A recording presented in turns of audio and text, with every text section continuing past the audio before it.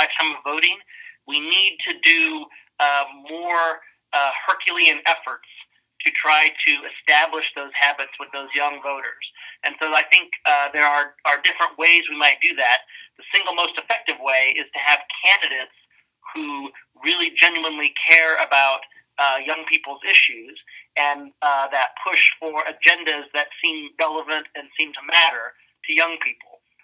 And so I think certainly the outlier years of participation were 1992 and then again in Obama's first election in 2008. Those were the two elections where we tended to see by far the greatest volume as a percentage of young turnout. And those happened to be two candidates that connected really well with some of the issues of young people were facing. And so there was a lot of youthful energy in those candidacies that then fed that higher level of turnout. And so that's certainly the most effective way to engage young students. But absent that, if that's not driving the electoral picture in any given presidential year, then it behooves those of us who care about youthful participation to come up with some other creative ways to engage young people. And so I think Debate Watch is an excellent program that we've seen. I think some of the things like MTV's Rock the Vote, which has evolved over time, but some of those sorts of things have been effective at helping young voters.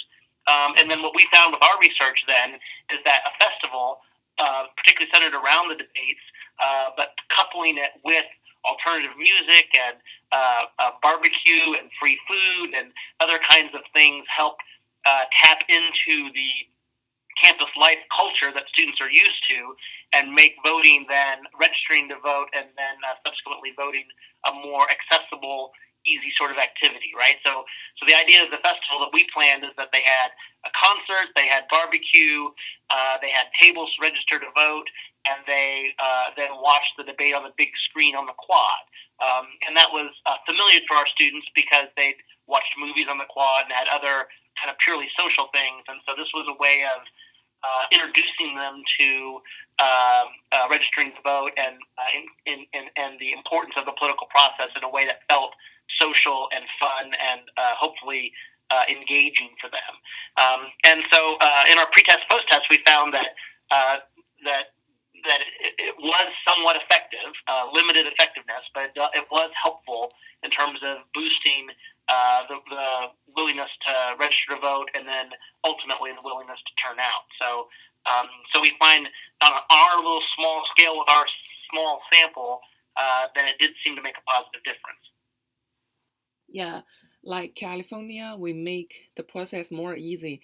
If you want a driver license, you may just open the register through your driver license. Anything that reduces barriers for registration or for voting, because it's a costly activity. Both those things are costly activities in time and effort.